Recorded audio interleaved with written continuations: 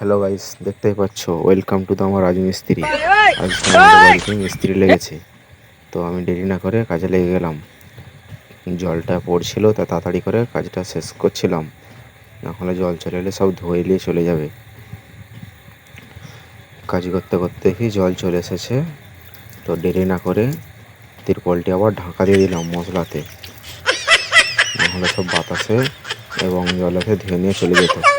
তাড়াতাড়ি করে ঢাকাটা দিয়ে দিলাম।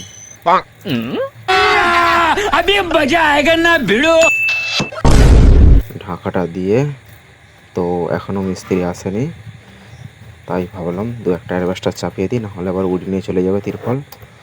দিয়ে ভাবলাম একটু খাওয়া দাওয়াটা সেরে নিই, হাত পাটা ধুয়ে নিতে গেলাম টেপতলাকে।